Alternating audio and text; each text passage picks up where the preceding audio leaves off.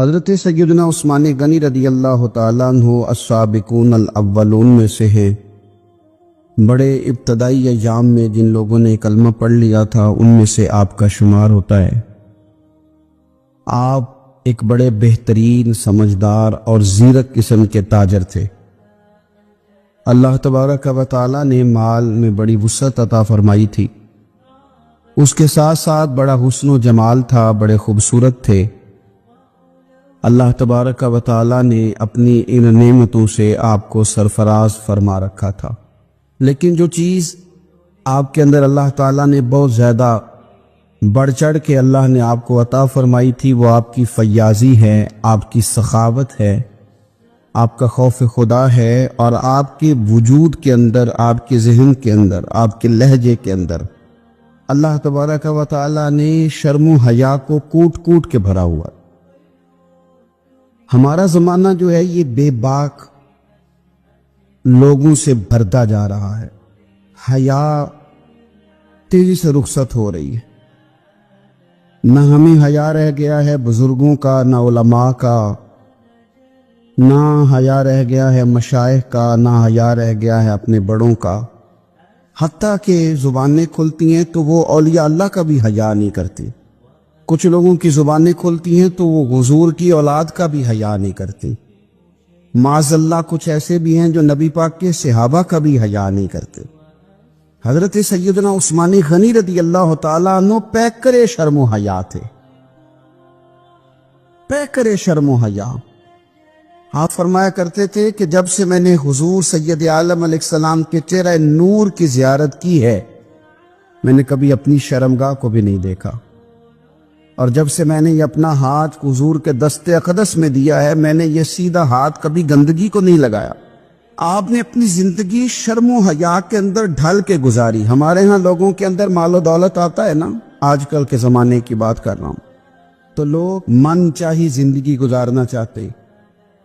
وہ کہتے ہیں اب میں اپنی ساری خواہشات کو پورا کروں گا۔ پیسہ جو جیب میں، مفت کا اعتماد دلاتا ہے پیسہ۔ پیسہ آدمی کے اندر کچھ ایسی قوتیں پیدا کرتا ہے کہ وہ نہ چاہتے ہوئے بھی کچھ ایسے کام کر جاتا ہے۔ اس کے ذہن میں سودا سما جاتا ہے کہ میری جیب میں پیسے ہیں، مفت کا اعتماد ہے۔ جو ان کے اپنے ہوتے ہیں ان سے لوگ دور نکل جاتے ہیں، رشتہ داروں سے، دوستوں سے، احباب سے، پرانے لوگوں سے کٹ جاتے ہیں، جیب میں پیسہ جو آ جاتا ہے۔ لیکن مصنف ابن ابی شیبہ میں بڑا ہی خوبصورت انداز حضرت عثمان غنی کے بارے میں موجود ہے۔ فرمایا صحابہ نے کہ حضرت عثمان غنی کو اللہ نے گرچہ مال بڑا دیا تھا، لیکن وہ سب سے بڑھ کر اپنی شرمگاہ کی حفاظت کرنے والے تھے، اور سب سے بڑھ کر اپنے رشتہ داروں کے ساتھ صلہ رحمی کرنے والے۔ بھلایا نہیں کسی چیز کو، انہوں نے اپنے آپ کو شرم و حیا میں ڈھال کے رکھا۔ حضرت عثمان غنی رضی اللہ تعالیٰ عنہ کے بارے میں کسی نے بڑے خوبصورت جملہ کہا ہے، اس نے کہا ہے جب بھی کوئی شرم و حیا پہ دیوان لکھے گا تو لازم ہے کہ وہ سیرت عثمان لکھے گا۔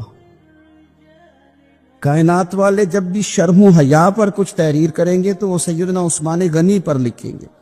مزاج میں شرم، مزاج میں حیا، طبیعت کے اندر اللہ تبارک و تعالیٰ نے ان کی یہ خوبصورتی رکھی۔ بندہ جو چیزیں بیان کرتا ہے، جن کو آگے وہ جن کا ابلاغ کرتا ہے، یقینی سی بات ہوتی ہے کہ ان چیزوں سے اسے بڑا پیار ہوتا ہے، تو وہ چیزیں وہ دوسروں تک بھی پہنچاتا ہے۔ حضرت عثمان غنی رضی اللہ تعالیٰ عنہ نے نبی رحمت صلی اللہ علیہ وسلم سے کچھ چیزیں لے کر امت کو پہنچائیں۔ کچھ روایات ہیں حضرت عثمان غنی کی، آپ کی کچھ مرویات ہیں، یہ ہماری تربیت کے لیے، ہماری اصلاح کے لیے بڑی ضروری ہیں۔ پہلی بات حضرت عثمان غنی رضی اللہ تعالیٰ عنہ ہم تک پہنچاتے ہیں، فرماتے ہیں میں نے رسول پاک صلی اللہ تعالیٰ علیہ وسلم سے اپنے کانوں سے سنا ہے، میرے کریم نے فرمایا تھا جو اس بات کا یقین رکھتا ہو کہ نماز برحق اور واجب ہے، فرمایا رب اس بندے کو جنت میں داخل فرمائے گا۔ اگر یقین کامل حاصل ہو جائے کہ نماز میرے اوپر ضروری ہے اور میں نے وقت پہ پڑھنی ہے اور میں نے اس کو ادا کرنا ہے، نماز کے ساتھ دلچسپی۔ اپنا حضرت عثمان غنی کا حال یہ تھا کہ عشاء کی نماز کے بعد وہ مصلی پہ کھڑے ہوتے تھے، 2 رکعتوں کی نیت باندھتے تھے، 15 سپارے ایک رکعت میں پڑھ دیا کرتے تھے، 15 دوسری رکعت میں پڑھ دیا کر۔ لوگوں کی توجہ دلا رہے ہیں عبادت پہ۔ حضرت سیدنا عمر فاروق رضی اللہ تعالیٰ عنہ کا وصال ہو گیا۔ حضرت عثمان غنی رضی اللہ تعالیٰ عنہ بعد میں جب امیر المومنین بنے تو آپ نے حضرت عمر کی ایک بیوہ کے ساتھ نکاح کیا، تو وہ خاتون عرض کرنے لگی کہ آپ نے میرے ساتھ نکاح کیا ہے، میں تو اب بڑھاپے کی حالت میں ہوں، کو خدمت نہیں کر سکتی، میرے ساتھ نکاح کرنا۔ تو حضرت عثمان غنی فرمانے لگے میں نے کسی ضرورت کے تحت نکاح نہیں کیا، میں نے مسجد میں تو عمر فاروق کو دیکھا ہے، حرم کعبہ میں بھی دیکھا ہے، میدان جہاد میں بھی دیکھا ہے، میں تم سے نکاح اس لیے کیا ہے کہ مجھے بتاؤ عمر اپنے گھر کی 4 دیواری کے اندر اپنے رب کو کیسے راضی کیا کرتے۔ ان کا جو رات مصلی پہ بیٹھنے کا طریقہ تھا، تلاوت قرآن مجید کا جو انداز تھا، میں وہ سیکھنا چاہتا ہوں۔ عبادت کے ساتھ خاص شغف سیدنا عثمان غنی ذوالنورین رضی اللہ تعالیٰ عنہ کا۔ حضور نے فرمایا تھا نماز میری آنکھوں کی ٹھنڈک ہے۔ میرے بھائیوں، اپنی نماز کی حفاظت کریں۔ حفاظت سے مراد یہ ہے کہ کسی نماز کو ضائع نہ ہونے دے، نماز اپنے وقت پر ادا کریں۔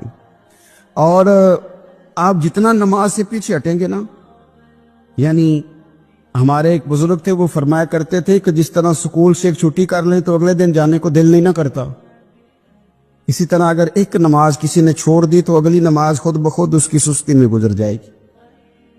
آپ جتنا نماز کے قریب جاؤ گے، جتنا اس سے محبت کرو گے، اتنا نماز کی طرف آپ کی توجہ بڑھ جائے۔ اللہ تبارک و تعالیٰ نے مسلمان کو زندگی میں بھی بڑا اعزاز دیا ہے، مومن کی بڑی شان ہے، مومن کا بڑا مقام ہے۔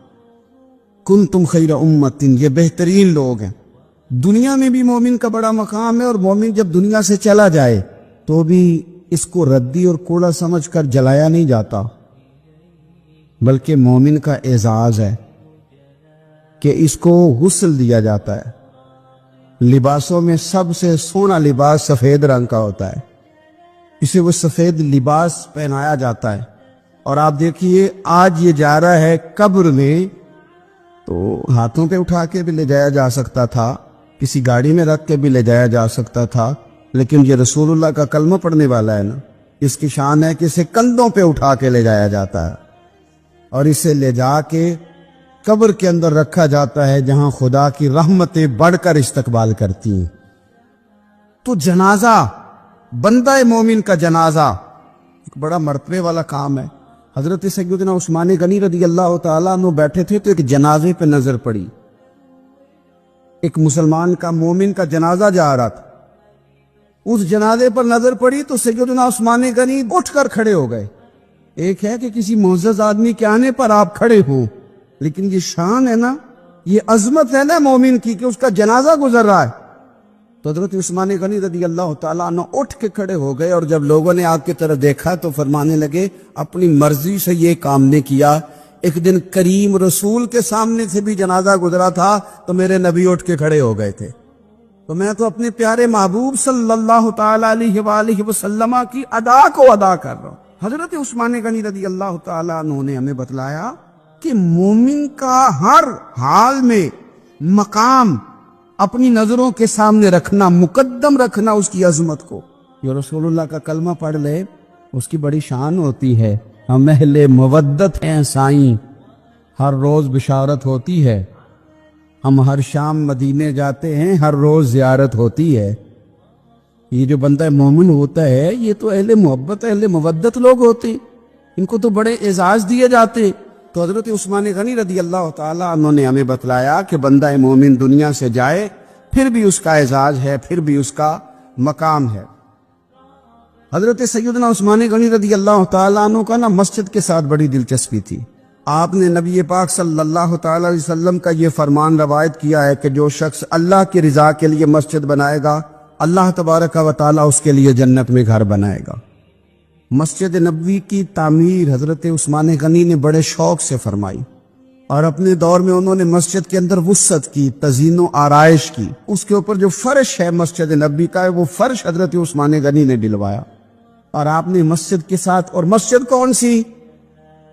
وہ مسجد جو مسجد نبوی ہے، وہ مسجد جس مسجد میں بیٹھ کر رسول اللہ صلی اللہ علیہ وسلم صحابہ کرام علیہم رضوان کو دین سکھاتے تھے. میں بڑی دیر سے کافی عرصے سے ایک بات بڑی شدت سے محسوس کرتا ہوں کہ ہماری طبیعتیں جو ہیں وہ تیزی سے تلخ ہو رہی ہیں. اختلاف رائے تو بالکل پسند ہی نہیں کرتے آج کے دور میں لوگ، اور ہمارے مزاج کے خلاف جو شخص جاتا ہے چند باتیں اکٹھی کر کے ہم اس کے ساتھ عداوت پیدا کر لیتے ہیں. وہ دلوں میں جو نرمی تھی، وہ جو معاف کرنے کا جذبہ تھا، وہ جو درگزر کا مزاج تھا، وہ جو کسی کو قبول کرنا اور اس کی چند کمزوریوں سمیت بھی قبول کر لینا، اور کسی بندے کی کمزوری دیکھنا تو اس کی ایک کمزوری دیکھ کے اپنی کئی کمزوریاں یاد کر لینا، یہ اہل محبت کا طریقہ ہوتا تھا. لیکن ہم نے لوگوں کی کمزوریاں ڈسکس کر کے، لوگوں کی غلطیاں ڈھونڈ کے اپنی نظروں میں لوگوں کا مقام گرا دیا ہے. ہم یا خود ٹھیک ہیں یا وہ جو ہماری رائے کے ساتھ 100% متفق ہوتا ہے وہ ٹھیک ہے.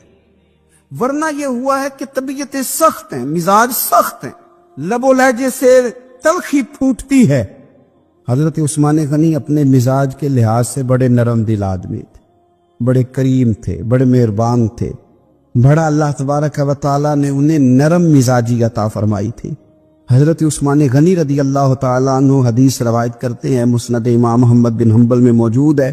فرماتے ہیں میں نے نبی پاک صلی اللہ تعالیٰ علیہ وسلم کو یہ فرماتے ہوئے سنا ہے، میرے کریم محبوب فرمانے لگے وہ شخص جنت میں ضرور داخل ہوگا جو نرم مزاج ہے، جو خریدار ہو تب بھی نرم مزاج ہے، دکاندار ہو تو پھر بھی نرم مزاج ہے، جو ادا کرنے والا ہو تو پھر بھی نرم ہے، تقاضا کرتا ہو تو پھر بھی نرم ہے، جو ہر معاملے میں نرم مزاج. اعلیٰ حضرت بریلوی رحمۃ اللہ علیہ ملفوظات شریف میں فرماتے ہیں جو کام نرمی سے ہوتا ہے وہ سختی سے ہوتا ہی نہیں. نرمی سے جو چیز آپ آگے اس کا ابلاغ کر سکتے ہیں، اس کو پہنچا سکتے ہیں، وہ کام سختی سے نہیں ہوتا. کم از کم اپنوں کے بیچ تو نرمی ہونی چاہیے. وہ جو سختی ہے وہ تو کافر کے مقابلے میں، منافق کے مقابلے میں وہ ہلکا یاراں تو بریشم کی طرح نرم، وہ تو رزم حق و باطل ہو تو فولاد ہے مومن. تو حضرت عثمان غنی رضی اللہ تعالیٰ عنہ ہمیں یہ سبق پڑھاتے ہیں کہ اپنے مزاجوں میں نرمی لائی جائے، اپنی طبیعتوں کو ہمیشہ نرم کرنے کی کوشش کی جائے. حقوق العباد کا معاملہ ہمیشہ سے سخت ہے، اور ہم حقوق العباد کے معاملے میں بڑے خود غرض ہے. اپنی مرضی کے حق ہم ادا کرتے ہیں، اپنی مرضی کے. حقوق العباد سے مراد بندوں کے حقوق ہیں، ایک دو رشتوں کے حقوق نہیں.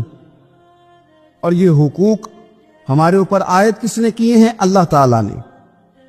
آپ اپنے بچوں کے حقوق ادا کرتے کرتے کسی غریب کے حق پہ ڈاکہ نہیں ڈال سکتے. آپ اپنے ماں باپ کا حق ادا کرتے کرتے کسی کا حق کینچی لگا کے کاٹ نہیں سکتے. آپ یہ کہیں کہ میں نے اپنا گھر بنانا ہے تو بڑے سارے گھر بے آباد کر دیں. جس طرح اپنے بچوں کا آپ پر حق ہے، اسی طرح ملت کے بچوں کا بھی تو حق ہے. جس طرح آپ کا اپنا گھر آپ کے لیے بڑا اہمیت کا حامل ہے، اسی طرح سے جو باقی گھر ہیں وہ بھی تو اہمیت کے حامل ہیں. ہم نے یہ کیا کہ دو چار حقوق اپنے ذہن میں بٹھا لیے، اور اسلام جو حقوق کی وسعت بیان کرتا ہے، آپ کو پتہ ہے نبی پاک صلی اللہ تعالی علیہ وسلم نے رستوں کے بھی حقوق بیان کیے، رستوں کے بھی حقوق بیان کیے، جانوروں کے بھی حقوق بیان کیے. حضرت عثمان غنی رضی اللہ تعالی عنہ حدیث روایت کرتے ہیں اور ہماری توجہ دلاتے ہیں. آپ فرماتے ہیں کہ یاد رکھنا دنیا کے اندر اگر تم نے کسی کا حق ضائع کیا تو قیامت کے دن تمہیں اس حق کا بدلہ دینا پڑے گا. آپ فرماتے ہیں میں نے خود نبی پاک علیہ السلام سے یہ سنا ہے کہ اگر سینگ والی بکری نے بغیر سینگ والی بکری کو مارا تو قیامت کے دن اسے بھی بدلہ دینا پڑے گا. اگر سینگ والی بکری نے بغیر سینگ والی بکری کو تکلیف دی تو وہ بھی قیامت کے دن اسے بھی استفسار کیا جائے گا، پوچھا جائے گا. تو بھائی ہمیں خیال کرنا چاہیے. حقوق العباد کا معاملہ بڑا نازک ہے، بڑا باریک ہے، بڑا محتاط ہو کر کے چلنے کی ضرورت ہے. کسی جگہ بھی حقوق العباد کے مسئلے میں اپنے آپ کو کمزور نہ کریں. کوشش کریں جس حد تک ہو سکے آپ نازک مزاجی کے ساتھ حقوق کے معاملے کا خیال کریں.